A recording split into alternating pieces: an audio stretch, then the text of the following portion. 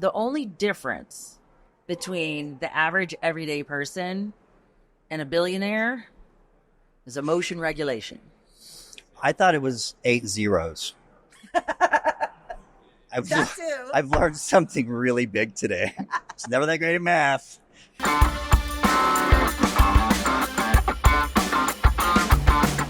Heather. Yes. Wagenhals. That's me. Did I say it correctly? Yes.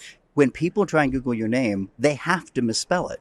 It sounds like wagon halls. Right. But it's not spelled that way. No. Wagenhals. Well, I guess the German way would be Wagenhals. Ooh, you're kind of angry when you say it that way. It's kind of erotic. It's erotic. It's interesting. Oh, okay. Well, there you go. Wagenhals.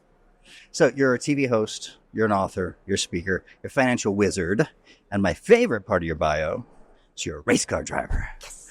What's your favorite moniker when the people describe you, race car driver? Well, it's the exciting one because nobody expects it out of a foo-foo girl. I don't look like a tomboy. Or like people have an image of what tomboys are. Right. I just don't quite fit that mold. You ought to sell just a weekend package where you take people racing. Oh. I know you have like high-end consulting to help people get rich, but adventure. When you took me racing for my birthday. Yes. So I get to the airport, I'm running late. I take the Uber. I land in this racetrack and it's hot. It's like 110 degrees. And there is like 17, the most beautiful McLaren cars I've ever seen. Yes. And she's like, oh, this is mine, the blue one. Let's get it. Here's your helmet. I mean, I would have paid for that experience. Well, there you go. And maybe, you know what? Let me teach you how to build wealth. Let me sell you an insurance policy and then take you for a ride. By the way, in that order, let me show you how to spell my last name on that policy as the beneficiary. It'd probably help.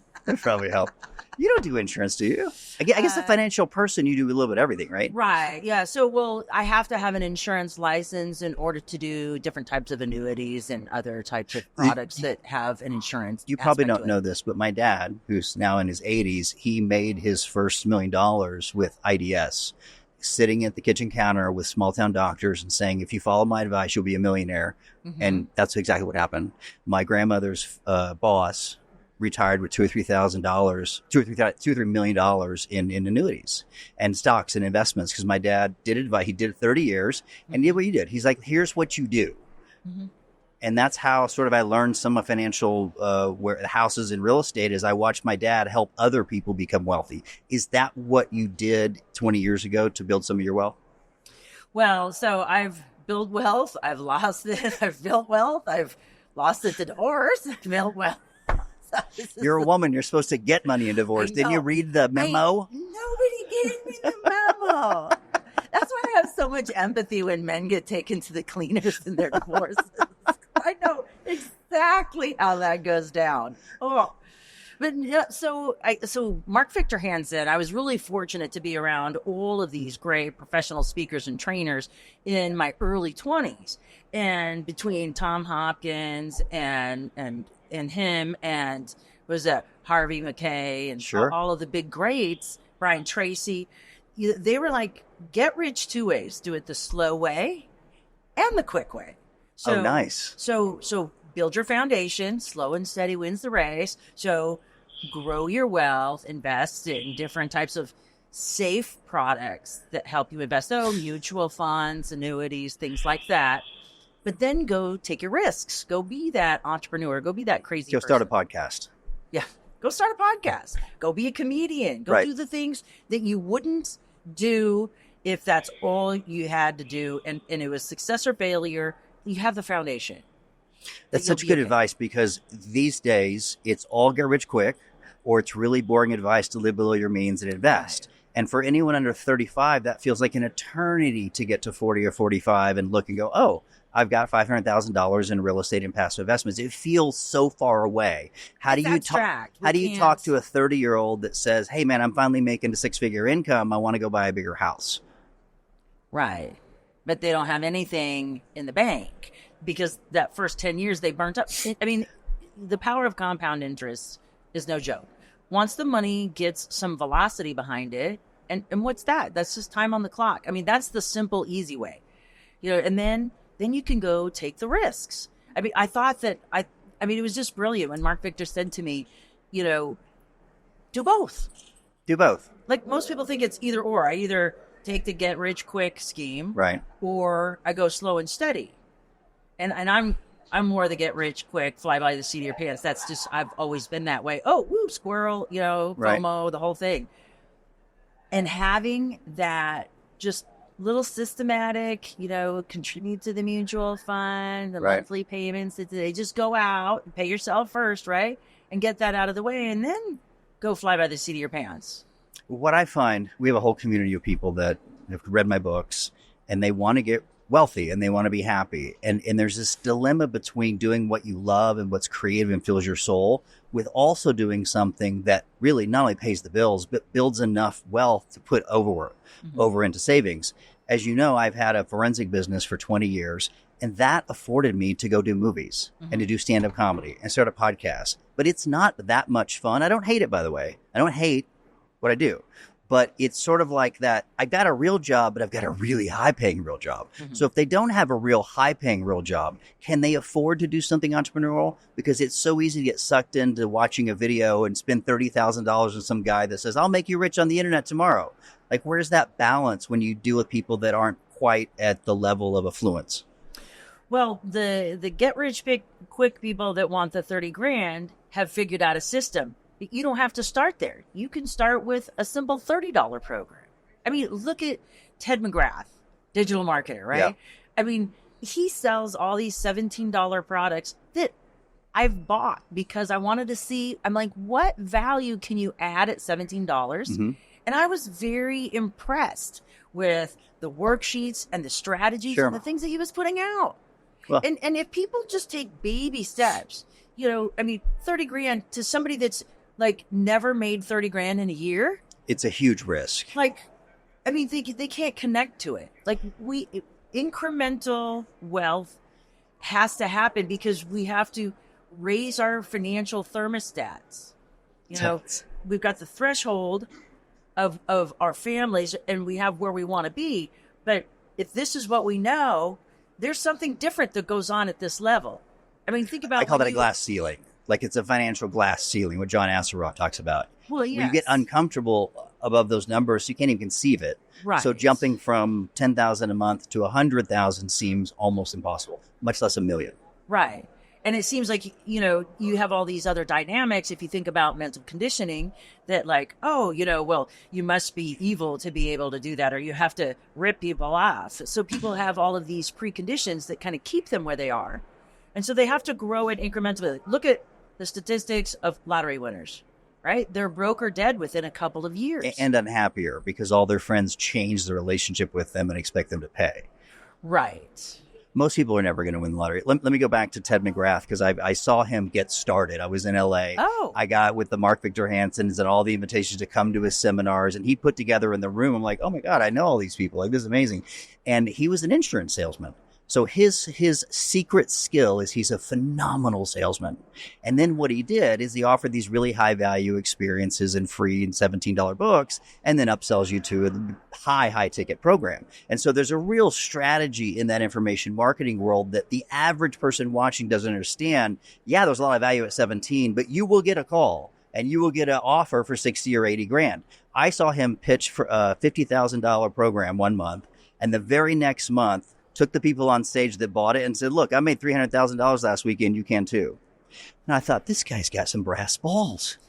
He's literally just talking about people in the audience last week. This guy, so he had no glass ceiling. Like, that's what I do like about him. However, I'm not endorsing you have programs I'd rather see them buy. I'd rather see them buy my programs than that guy. But I'll tell you, that is important. If you're going to do information marketing, you better do an incredible job of giving value first. Right. And you have always given value. In fact, most of the stuff you do is free. I've seen you on stage. I've seen you do hosting. I've seen you TV. You interview celebrities. You interviewed JFK last weekend. I said JFK. Am I wrong? Yeah. I haven't figured out how to transcend into that dimension yet. But I like where you're at. She's so good. She gets dead people booked on her show. That is some panache. Well, I've been at it a while. So if somebody wanted to have you as their private coach, I don't even know if you offer that. Like, hey, I want to spend a weekend in Arizona. I want to figure out how to turn this $200,000 business into $1 million. Could you help them? Absolutely. How? Well, first, I mean, there's a process that we have to go through. So we vet folks because I can't help everybody. Right. So they have to have the right mindset. They already have to be on a track, and we just help tweak the track.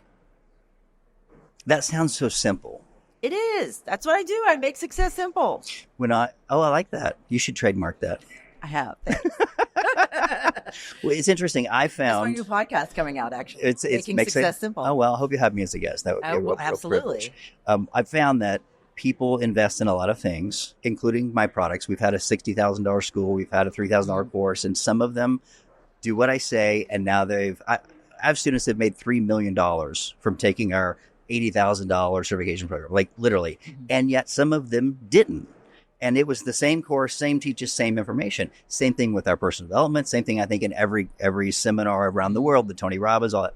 The difference is no matter what vehicle you put in front of somebody, if they're not ready to drive it because they don't believe they can, they have limiting beliefs, they don't value it, they're like, oh my God, I can't be a salesman. That's disgusting. Like those beliefs are what holds you back. So no matter what vehicle you get sold on, this personal development piece is really the secret. It is in everything. So, I mean, the whole Unlock Your Wealth TV show was born out of the fact that we don't do what we know we should with money. We do what we've practiced. Do what we practice. So like is that the dad comment? Don't do what I say, do what I do. Is that what it is? Well, yes. Yeah. That's a typical dad thing. Don't do what I say, do it. Or don't do what I do. Do what I say. So we kind of know what to do with money, but then emotionally we can't do it. We buy that new car, we get that new house, we want to buy the fancy watch because of what our friends think. Mm-hmm. I'm so interested in how so many people, especially new money, is so motivated by social proof. They want other people to respect them at the cost of their future. When I see these 25-year-olds with Ferraris and stuff, and I'm like, oh man, that guy's heading for a crash. Do you feel that way? Well, absolutely. Because acceptance, we crave it at a cellular level. In my women's development programs and personal empowerment programs, we talk about how we crave connection at a cellular level. If you've ever, and I remember this from like fourth grade health class, if you look at heart cells, do you ever see the live heart cells? I've read some things from Heart Math. Is it similar? Because I don't think I've seen a heart cell. I know what Heart Math is, but if you look at a beating heart cell, because you can see the tissue, like when they put it... It pumps like a heart cell? It does. So really? It beats, boom, boom, boom, boom. And so you put them all on the Petri dish, and this guy's going like this, this guy's going boom, boom, boom, right? And you got another one here that's like another mid-tempo. They're all like doing their thing, but they crave connection. And when you put them together, they synchronize. So we crave connection at a cellular level, starting at the heart muscle. That's why it's so important when you're presenting or communicating with people and you want to really understand and have them be connected in the conversation in a meaningful way. You have to open up your chest. Physically. Yeah, physically, because we radiate energy. We are electrochemical beings. Right. Right? So we are all connected. Anyway, if you ever walked into a room and you see somebody and they're laughing and then there's a whole bunch of people around him. Sure. And then there's the guy in the corner that's miserable. Yeah. Or you're walking through the line at the buffet and then that miserable guy comes over and you're like, hey, how are you today? Well, like the bus missed my connection. My coffee was cold. The maid. Yeah, exactly. And then when I walked on, like he took off too fast and I spilled my coffee and blah, blah, blah, blah, blah. And he's focusing on the crap going on in his life. And like you physically move away from that. Right. It's because you don't want that, because your heart is craving a connection, but it knows the kind of connections it wants. It wants happiness, unless you grew up in a trauma family. Maybe your mother was stressed when you were in the womb. So things like that, where your chemical balance gets upset and maybe you crave the drama.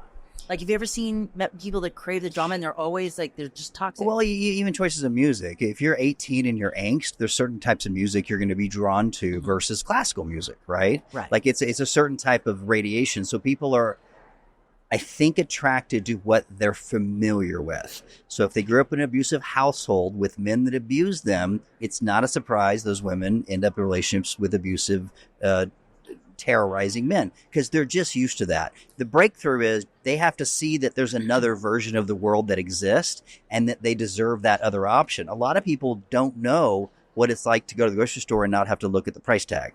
They don't know what it's like to have a relationship where they don't criticize and get chastised for little mistakes. They don't know what it's like to be in a car with somebody who doesn't yell at the other person in traffic and flip them off. Mm-hmm. That's not the world I came from. And I'm like, how do people behave this way? Why would you tolerate that? So what you're saying is there is another belief system, another structure, but you got to break through it. Right. And to that point, as we know, so the brain loves familiarity, right? It's part of our safety mechanism. And so the brain would rather choose an unpleasant known than a potentially pleasant unknown. That's why women stay in those relationships where they're battered and they ultimately are killed. Wow. I've worked in women's shelters with these women, and the mindset is just, it's not even about the man, like he'll change. Like they don't know that it will actually be better. They're the belief. They're not sure it's possible. Doesn't exist in their world. Wow. The belief that another version of reality even exists. Right. It's like those blinders with the horse racing. Exactly. This is all they've known. And so part of what I've discovered and what I've been teaching is like, there's a whole nother perspective of everything that you don't know. You don't know what you don't know.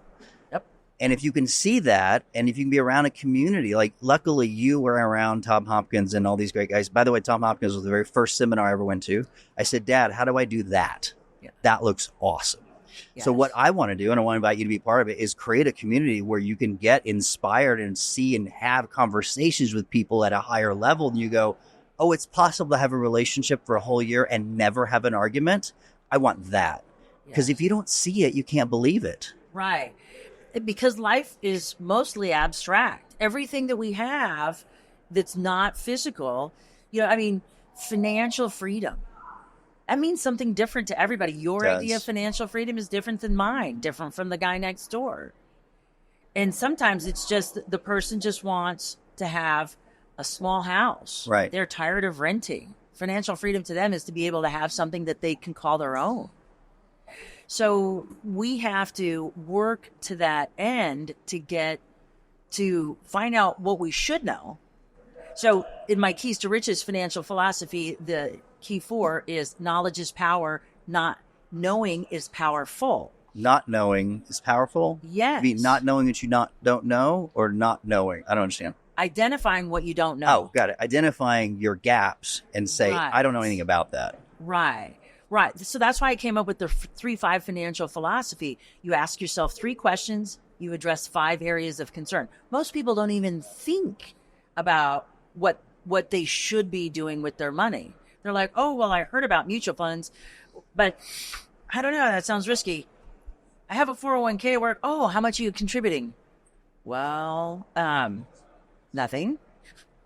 Oh, okay. So they don't realize that there's matching right there. That's free money. So just in an inquiry of 15 questions thought out incredibly, it then shifts their view to, okay, now what do I do?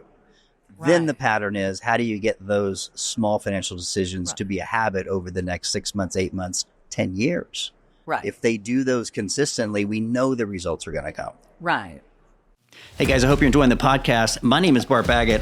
In addition to being a podcast host, I wrote a couple of books, and I want to give one of them away to you right now. It's called The Magic Question, How to Get What You Want in Half the Time. It is one technique, my favorite technique I use to make myself optimistic, to make myself happy, and to notice the good things in life.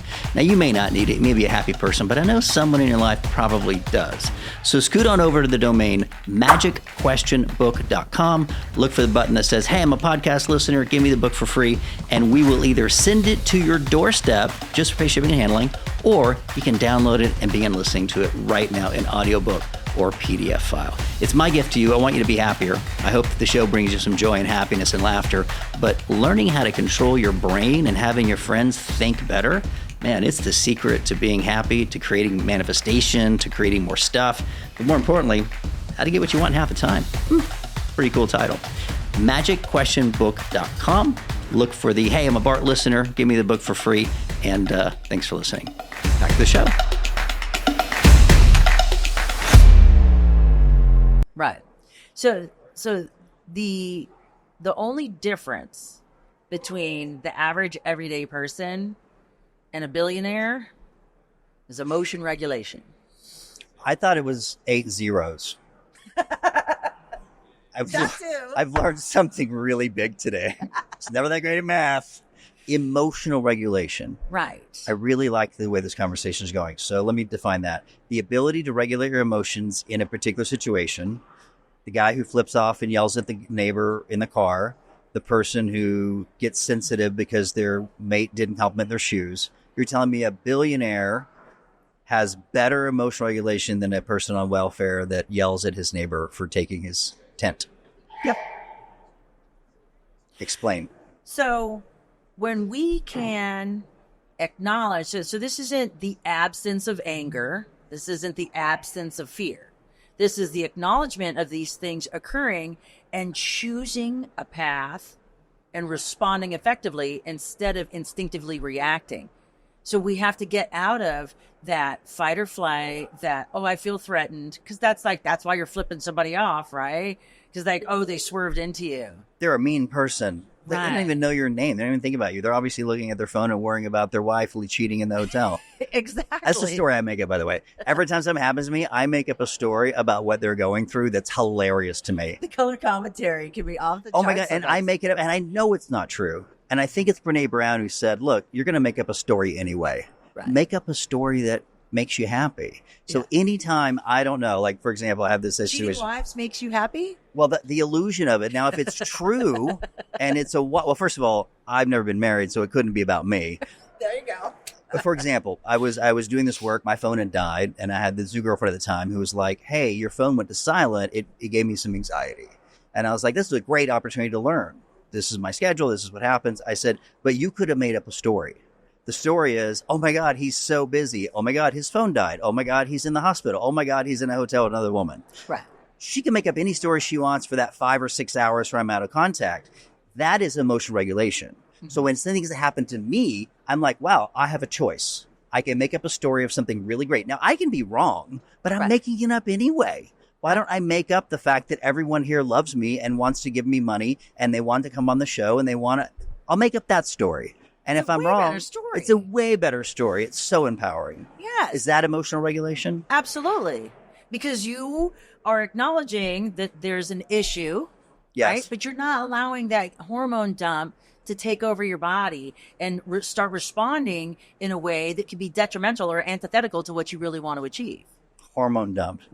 I think I've heard you say this before. Yes. That is emotion, hormone dump, and then people make bad decisions? Well, that's the problem. They're not making decisions when the hormone dump happens. Because when cortisol starts dumping, now cortisol is our friend. It's what wakes us up in the morning. I heard it makes you fat because I watch a lot of late night TV. With the guy with the... Because they want to sell you some herbs and supplements. That's why. I can't trust television. Yeah. So cortisol is our friend. We just don't manage him properly. So cortisol, wakes us up in the morning. It's like why all of a sudden our body temperature goes up. We get hot like 5 seconds before the alarm goes off. It's because cortisol is waking us up. Cortisol is what allows us to make those split-second decisions that aren't really decisions. They're just choices that the brain makes because we're trying to execute our position in another safe manner. Fight or flight sort of situation? Right. Boom. I got to do something now. Right. And it's usually an instinctive programmed thing. So you can condition stuff in. So think about this. We're sitting here and just imagine that, my bladder is full. Oh, that's a different story. I didn't think about that. And I have to go to the bathroom. Mm-hmm. So if I went and did that right here in the middle of our interview, it'd be odd. Would it be a problem? It would definitely. I would probably lose my composure a little bit and not really sure what to do. I would look around. It would be very odd. Right. But do we need to get some diapers? Do we have any adult diapers in the house? But it's natural to pee your pants. It is. That's why kids do it until a certain age, right? And it's because we condition it out of them. Oh, so you My condition point child. is, so we make instinctive choices in that moment because cortisol is dumping and it's moving blood away from the brain to the extremities so we can fight or we can run away, which means the prefrontal cortex is not making decisions now. But so you can't actively choose anyway. But at some point, that 3-year-old chose to get out of bed and go to the potty instead of go to bed. Because they were trained to do so. So you can train the impulsive nature and get your crap together. Exactly. Ooh, I like that. That should be your new title, like Get Your Crap Together course by Heather. Heather and Bart, Get Your Crap Together. I love it. Let's do it. We have a new program called Life Design Academy. Would you come and speak and talk about money to our members? I would love to do that. I think your advice, I don't know many people that own a $300,000 race car and who's smart and funny and I've never seen you in a bad mood. Those are life skills that people want to learn. Forget the race car. Just getting up early and having all these great friends. How do you do that consistently? By choice. I can get up and be miserable and have a crappy day. And again, because I know how powerful the heart muscle is and how at a cellular level I'm craving connection. If I'm putting out negativity, how am I going to satisfy that connection? Because nobody's going to want to be around me. I'm going to be repelling people. My God, can you tell my mother this? She's such a complainer. And I was like, Mom, you're not going to keep making friends if all you do is observe what's wrong with the world. Right. It's the same muscle. If you can observe everything that's not right, you can observe everything that is right and be grateful. And it's the same ability to isolate and focus your attention. Right. How much therapy can you give my mother just to be happier? I just want to be happy. I've got no financial, I just want to be happy. Well, I would love for her to be happy too. So we need to figure out where she's getting pleasure out of being miserable and inflicting misery on others. What's that called? Hidden agenda? There's something in NLP that's unconscious. I can't, I'm losing it right now. It's very interesting. Yes, and it's on the tip of my tongue. We're both forgetting it. Tad James talked about it. It's basically unconscious, positive intention. I think that's what it is. There's some kind of positive intention. So there's a positive intent and purpose in everything. Right. So like, for example, jihadists, right? Right. Like killing people is bad, right? One would agree. I mean, we can Some agree on would that. agree. But if it gets me to the 99 virgins... And if it kills your enemy, it's justified. Well, I mean, you can justify anything. Yeah. I'm just saying, how do you justify being happy all the time and dancing in your kitchen for no reason? That seems to be a better plan.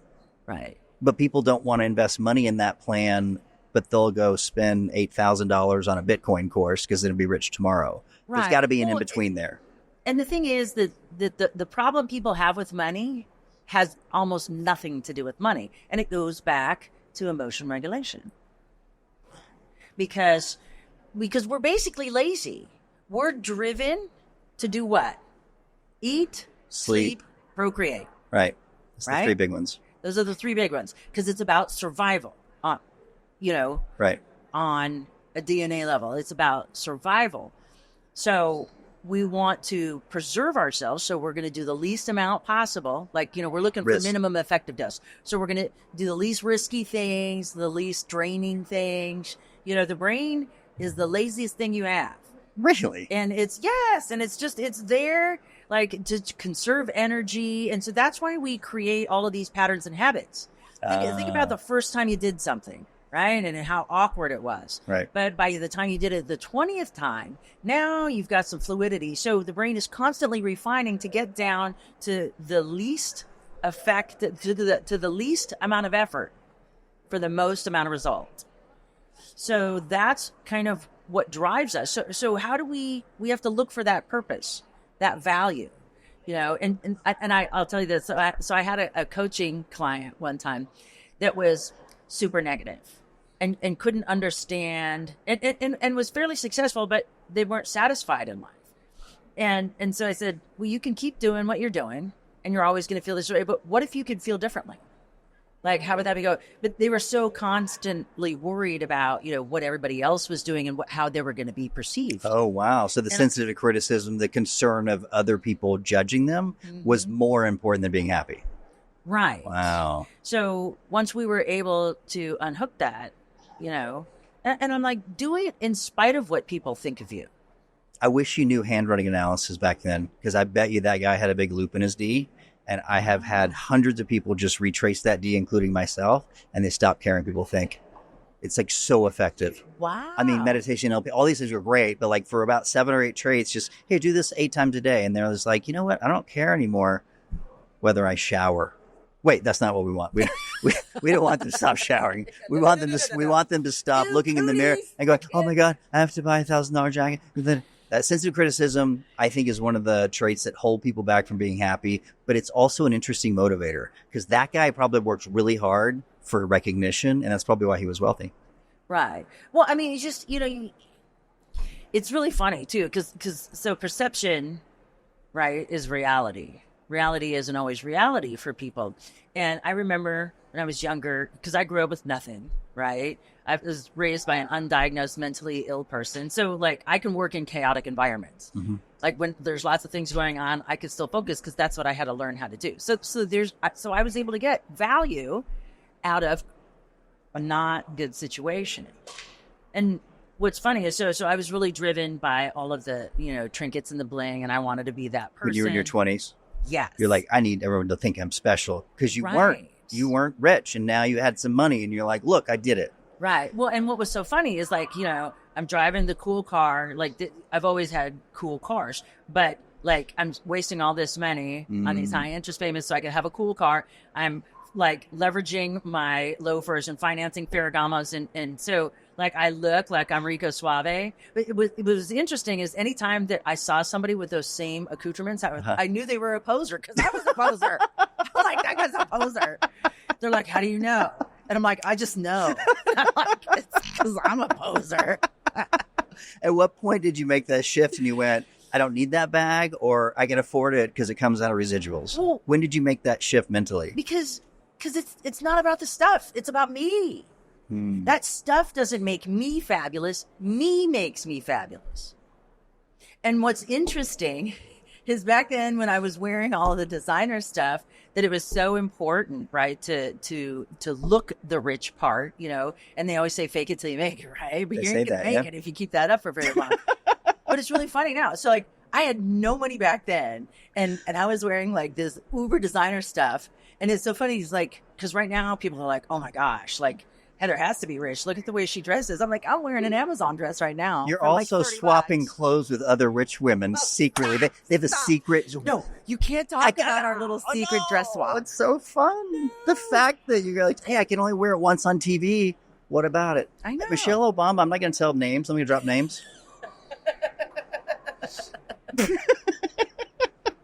I have a question where we wrap this up. Okay. I have a great question. First, let me plug whatever you want to plug, and then I have a final question that involves Ed.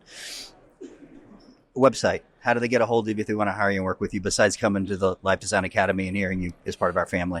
Absolutely. Well, to find me, HeatherWagenhals.com. WagenHals.com. You need to get every variation of your name, because no one can spell. But I'm a little dyslexic, so it's my fault. What happens when they get there? Do you give a free book, a report, or some kind of cool value thinking they get? Well, they can fill out this application form and it sends it to me, and you can pick what you're interested in, because I do work with everybody on different things, because it's about success. It's not about one particular modality. It's not like just financing, just the Bitcoin, or just real estate. It's a little bit of whatever makes you happy. Right, because the things that we're interested in all still go back to this billionaire strategy of emotion regulation. Wow. So yes, we're talking about finance. Yes, you're going to get some strategy, but even the coaches that work with $60,000, $80,000 real estate clients say, Bart, only 10% is real estate. The other 90% is right here. Mm-hmm. Is that your experience? Yes. I mean, that's why I like working with investors. That's why I never liked really working with regular like buyers and sellers, because they think they want to be an investor, so they go start looking at property and they're worried, well, oh my gosh, that's like green shag carpet and there's like purple curtains. I don't like that. And I'm like, you're not living there. You're an investor. Who cares? This is about your money. And so, but they don't get that. Like, this is about achieving your dreams. This is just a vehicle to your dreams. It's a vehicle, just like a vehicle 20 years ago. Okay, here's my question. Sure. Ed's birthday's coming up. Yes. If you took him racing, would he fit in the car? That's a good question. How tall are you? 6'6". 6'6". Well, yes, because I got my 6'7" friend in. You did? But I will say this: we'll have to have the top down. Oh, your head's gonna stick out. No, we won't stick out, but I don't want him to have to do this. And if we're on a racetrack and he has a helmet on, it's really going to be like this.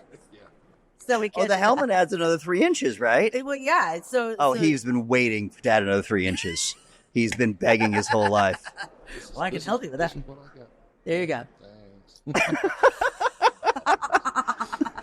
You guys are Heather Wagenhals. Yes. Oh, so if people want my 3-5 financial strategy, they visit unlockyourwealth.com and they can get a free copy. I'd love that. And please come on the show. Come to the academy. Be one of our teachers. I would love that. Great to see you again. It's amazing. Thanks, Bart.